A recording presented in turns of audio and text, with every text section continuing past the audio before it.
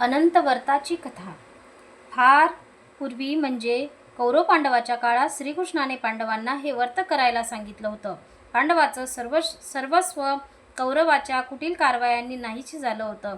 धर्मराज हे अत्यंत सत्यनिष्ठ म्हणून प्रसिद्ध, तरीही त्यांना आपत्तीनं ग्रासून टाकलं होतं. एकदा श्रीकृष्ण पांडवाकडे भेटायला गेले असताना त्याचं मागचं सर्व वैभव नष्ट झाल्यामुळे पांडवाची अवस्था मनस्थिती त्यांनी सहज ओळखली होती. त्या परिस्थितीतून त्यांना कसं सुधारावं याचाही ते विचार करीत होते. विचार करता करता त्यांना या अनंत व्रताची आठवण झाली. पांडवांनी हे व्रत करावं असं त्यांना वाटलं. पांडवावर श्रीकृष्णाचा लोभ फार मोठा. श्रीकृष्ण सांगतील ते आपल्या हितातच ही पाचही पांडवांची श्रद्धा. त्यांचा शब्द ते कधीच अवेरत नसत. धर्मराजांनी या व्रताचा विधी विचारला. कृष्णाने तो सर्व पांडवांना सांगितला. श्रीकृष्ण म्हणाले, भाद्रपद शुद्ध चतुर्दशीला हे व्रत करायचं असतं. विद्वान ब्राह्मण बोलावून त्यांच्याकडून वेदोक्त मंत्राने पूजा करायची असते. एक धर्माचा नाक करून तो तांब्याच्या कलशावर ठेवायचा. यथासांग पूजा करून ब्राह्मणांना भोजन व दक्षिणा घेऊन या व्रताची पूर्तता करायची व नंतर घरच्या सर्वांनी भोजन करायचे. आप्तांनाही बोलवायचे. हे व्रत पूर्वी कृतयुगात सुमंतू नावाचा एक ब्राह्मण होता. त्यानं केलं होतं. त्याची पत्नी दीक्षा. त्या दोघींना सुशीला या नावाची मुलगी होती. ती सुस्वभावी, सदाचारी व सर्व काम अत्यंत दक्षतेने करणारी होती.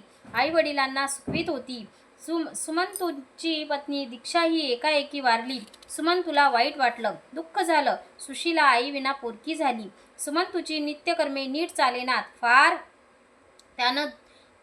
त्यानं दुसरं लग्न केलं. त्या बायकोचं नाव कर्कशा. नावाप्रमाणे ती भांडखोर होती. तिचं नवऱ्याशी व सुशिलेशी नेहमी भांडण होई. सुमंतूला त्रास होई. मुलीचीही त्याला काळजी वाटे. पण करणार काय? सुमंतूने सुशिलेचं कौंडिन्य ऋषीबरोबर लग्न करून दिलं. पुढे काय दिवस ते ऋषी सुमंतूकडे राहिले. नंतर ते आश्रमात जायला निघाले.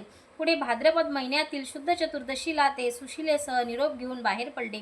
मुलगी घरातून जाणार म्हणून सुमंतूने आपल्या बायकोला तिच्याबरोबर काही गोड पदार्थ करून द्यायला सांगितले.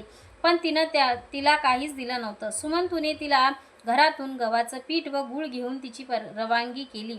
वाटचाल सुरू झाली. दोघंही रथातून जात होती. दुपारची वेळ. कौंडिन्य ऋषी एका नदीकिनारी थांबले. स्नान केलं. इतर अनुष्ठानात ते गुंतले होते. नदीच्या तीरावर काही सुवासिनी स्त्रिया पूजा करीत असल्याचं सुशिलेनं पाहिलं. ती त्यांच्या जवळ गेली. चौकशी केली. त्यांनी आपण अनंत व्रताची पूजा करत असल्याचं सांगितलं. सुशिलेने त्या व्रताची माहिती विचारली. तिलाही वाटलं आपणही अनंताची पूजा करावी. सर्वांबरोबर तिनं ही पूजा केली. 14 गाठी मारलेला रेशमी दोरा घेऊन तिनं त्यांची पूजा केली. ब्राह्मणांना बरोबर आणलं. अर्धपीठात गव्हाचं पीठ व गूळ तिला दक्षिणा दिली. सुवासिनींना हळद कुंकू दिलं. नमस्कार केला. कौंडिन्य ऋषीचं कामही पूर्ण झालं होतं. दोघंही रथात बसून आपल्या आश्रमाकडे चालली होती. आश्रमाजवळ येताच त्यांना तेथील मूळ स्थितीत बराच फरक पडलेला दिसला. एक उत्तम नगरीच वाटली त्यांना त्या ठिकाणी. त्या नगरीतील अनेक लोक ऋषींना सामोरे गेले. त्याच उत्तम स्वागत केलं. ते म्हणाले, या नगरीचे स्वामी तुम्ही. आता इथेच सुखाने राहा. ते व त्यांच्या पत्नीने त्या नगरीतील राहून खूप ऐश्वर्य भोगलं. एकदा ऋषींनी सहज सुशिलेकडे पाहिलं. तिच्या हातात तांबडा दोरा बांधलेला दिसला. त्यांनी चौकशी केली. तिने ही सर्व कृपा या अनंत व्रताच्या पूजेमुळे झाल्याचं सांगितलं. पण ते ऋषींना पटलं नाही. त्यांना वाटे ही कृपा माझ्या अनुष्ठानामुळे व तपश्चर्येमुळे झाली आहे. ते मुळातच रागीट. त्यांनी तो दोरा काढून घेतला आणि रागानं अग्नीत टाकला. सुशिलेनं तो पटकन काढला. दुधाचं भांडं जवळच होतं. त्यात घालून तो विझवला.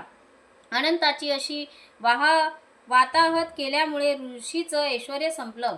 राहत्या वाड्याला आग लागून तो पडला. दारिद्र्य प्राप्त झालं. खायची पंचायत पडली. अंगावर दुसरं वस्त्रही द्यायला शिल्लक राहिले नव्हते. ही परिस्थिती पाहून त्याचं मन फार हळहळलं. अनंताचा अपमान केल्याचा पश्चाताप वाटू लागला. अनंताचा शोध घेण्यासाठी तो बाहेर पडला. अनंताची भेट झाल्याशिवाय घरी परतणार नाही अशी त्याने प्रतिज्ञा केली. वाटेत जे कुणी भेटेल त्याला ते तुम्हाला अनंत भेटला होता का असं विचारित होते. तुम्हाला भेटला तर मला सांगा असं विनवून सांगत होते. वाटेत त्याला एक आंब्याचं झाड, एक वासरासह गाय, बैल, 2 सरोवरे, एक गाढव, एक हत्ती असे भेटले. त्यांनी अनंत भेटला नसल्याचं सांगितलं. शेवटी ते ऋषी वाटेत मूर्छा येऊन पडले. बरोबर त्यांची पत्नी होती. तिला हा प्रकार पाहून भयंकर दुःख झालं. ती फार गोंधळून गेली. काही क्षणात तिथे एक ब्राह्मण आला. त्याने ऋषींना सावध केले. सुशीलेला धीर दिला व त्यांना घेऊन तो एका सुंदर नगरीत गेला. त्या ठिकाणी सिंहासनावर प्रत्यक्ष अनंतच बसलेले त्यांना दिसले. अनंताचं दर्शन होताच कौंडिन्य ऋषींना परमानंद झाला. पतिपत्नींनी त्यांना वंदन केलं. आपल्याकडून झालेल्या अपराधाची क्षमा मागितली. अनंतानं त्यांना उत्तम वर दिला. ऋषींनी वाटेत भेटलेल्याची अधिक माहिती विचारली तेव्हा म्हणाले, तू आंब्याचं झाड पाहिलंस. तो पूर्वी वेदशास्त्री ब्राह्मण होता, पण तो गर्विष्ठ व मनानं कोता होता. त्याने कोणालाच विद्या शिकवली नाही, म्हणून तो पुढे वृक्ष झाला. तो जी 2 सरोवरे होती त्या पूर्वजन्मी सख्या बहिणी होत्या. त्यांनी आपापसातच दक्षिणा घेऊन पाप केलं होतं. गाढव हा तुझा क्रोध, राग, कुंजर म्हणजे हत्ती ही तुझी मस्ती आणि जो ब्राह्मण भेटला तो मी म्हणजे अनंत. तुला पश्चाताप झाला. तुझी चूक तुला कळाली. तुझा गर्व, अहंकार कमी झाला म्हणूनच मी तुला भेटलो. आता तुम्ही आनंदाने घरी जा व सुखात राहा, असा त्या अनंताने त्याला वर दिला. ही सर्व हकीकत श्रीकृष्णाने धर्मराजांना सांगितली. धर्मराजाने अनंत व्रताची यथासांग पूजा केली. पुढे धर्मराजाच्या मागची सर्व संकटे दूर झाली व पांडवांना राज्य मिळाले. या अनंत व्रताचा महिमा फार थोर आहे. जे भक्तिभावानं करतील त्यांनाच तो अनुभव वाटेल. पुढे साईदेवानीही या व्रताची मनोभावे पूजा केली. अनेक ब्राह्मणांना भोजन व दक्षिणा देऊन संतुष्ट केले. आपल्या कुटुंबियांना निरोप घेतला व नंतर सद्गुरूंची सेवा करीत राहिले.